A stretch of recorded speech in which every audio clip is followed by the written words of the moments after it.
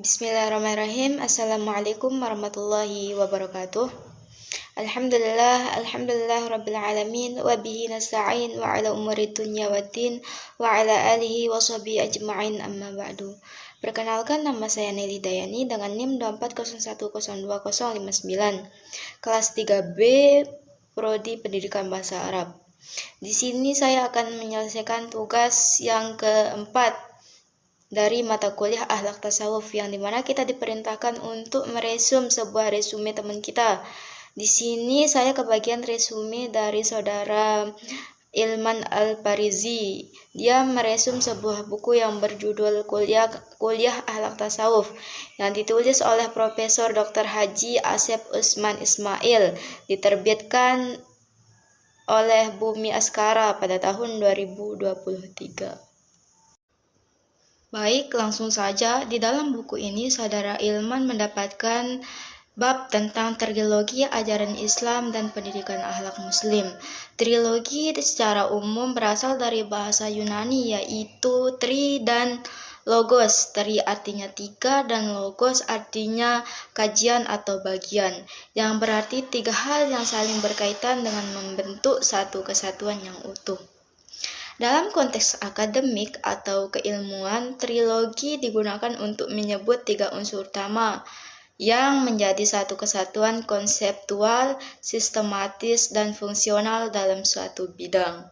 Dalam konteks studi Islam, ajaran agama Islam memiliki struktur teologis dan etis yang dibangun atas tiga dimensi utama, yakni iman, Islam, dan ihsan.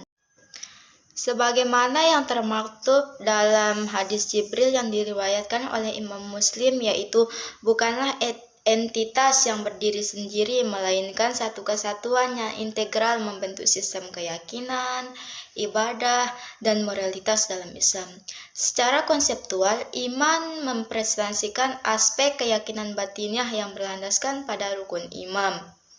Islam mencakup aspek amaliyah atau pengabdian ritual yang diwujudkan melalui rukun Islam, sedangkan ihsan adalah dimensi spiritual yang melengkapi keduanya melalui kesadaran batin untuk beribadah seolah-olah melihat Allah. Kemudian, ketiganya diinterpretasikan secara epistemologis menjadi bidang akidah, syariah, dan akhlak yang secara sistematis berkembang menjadi tauhid, fikih, dan tasawuf. Dalam kerangka pendidikan Islam, hubungan antara tasawuf dan akhlak bersifat inheren. Tasawuf berfungsi sebagai dimensi internalisasi nilai-nilai rohani yang menuntun manusia sebagai derajat ihsan. Sedangkan akhlak menjadi manifestasi eksternal dari spiritualitas tersebut, perilaku sosial. Akhlak tidak hanya bersifat normatif, tetapi juga bersifat transformatif, membentuk individu yang soleh secara personal dan sosial. Konsep akhlak dalam Islam memiliki dasar yang bersumber langsung dari wahyu Allah, yaitu Al-Quran dan Sunnah, sehingga berbeda dengan istilah etika, moral. Dalam wacana filsafat dan sosiologi barat, etika bersifat relektif dan relatif karena bergantung pada rasionalitas manusia dan konteks budaya, sedangkan akhlak bersifat mutlak dan universal karena berdasar pada ketentuan ilahi.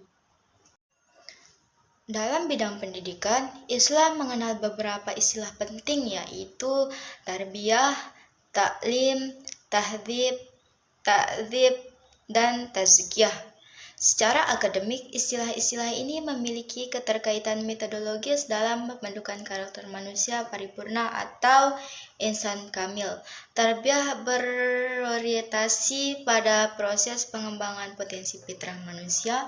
Taklim mengembangkan pada transfer pengetahuan, ta'dzib memfokuskan pada pengembangan adab, tahzib mengarah pada penyucian moral, dan tazkiyah menitik beratkan pada pembersihan jiwa.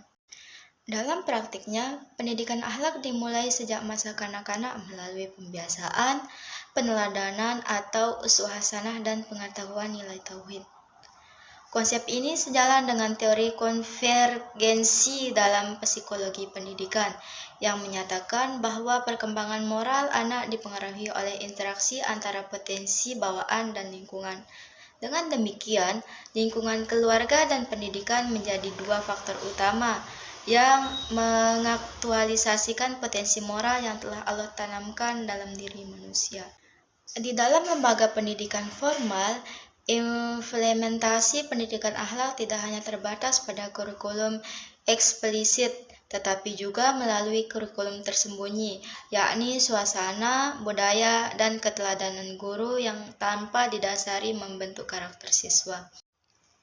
Akhirnya, dalam konteks globalisasi, pendidikan akhlak Islam menghadapi tantangan epistemologis dan kultural yang signifikan.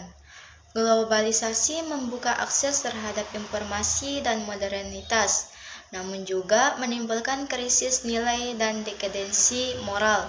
Oleh karena itu, pendidikan akhlak harus diarahkan pada pengetahuan spiritualitas dan identitas keislaman, agar peserta didik tidak sekedar cerdas secara intelektual, tetapi juga berkarakter religius dan berkepribadian luhur. Kita bisa menyimpulkan bahwa trilogi ajaran Islam bukan hanya sekedar konsep teologis, melainkan kerangka hidup yang komprehensif untuk membentuk manusia beriman, berilmu, dan berakhlak mulia. Pendidikan akhlak menjadi sarana penting untuk mewujudkan insan kamil atau manusia yang seimbang antara pengetahuan, amal, dan spiritualitas, sehingga mampu menghadirkan Islam sebagai rahmat bagi seluruh alam. Mungkin hanya itu yang dapat saya paparkan, kurang dan lebihnya mohon dimaklumi. Sekian, wabillahi taufiq wal hidayah. Assalamualaikum warahmatullahi wabarakatuh.